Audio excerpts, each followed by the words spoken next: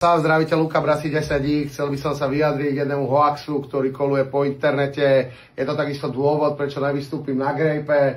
Hej, určitá skupina ľudí sa snažila nejako očierniť moje meno, vyťahnuť si na mňa nejakú vymyslenú špinu, vytrhli z kontextu fotku, z videa, snažia sa tam zo mňa spraviť nejakého fašistu. To video, z ktorého tú fotku vytrhli, nemá s fašizmom nič spoločné. Pridávam ho sem na ďalší slajd, aby ste si urobili názor sami. Poďte sa, každý človek, ktorý v roku 2025 rieši farbu pleti, náboženstvo a odsudzuje na základe toho človeka, aby sa mal dať liečiť, alebo keď chce, môžem ho v kľude vyliečiť ja pestiami a hánkami.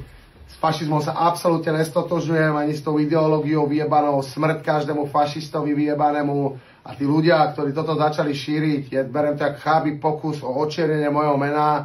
A keby kokot nemám nič čo lepšie na práci, tak to samozrejme riešim, či už nejak právne, ale keby kokot nemám nič čo lepšie na práci, tak to samozrejme riešim, či už nejak právne, alebo jak sa hovorí po starom, ale nemám na to, hovorím, ani chuť, ani čas.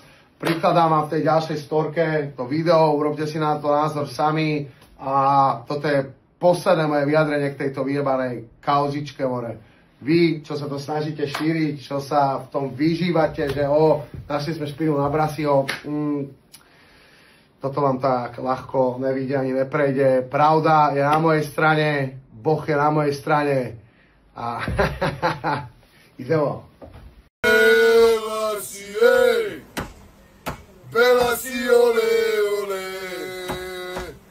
Naša láska jediná je chlpatá cicina. Hlavy,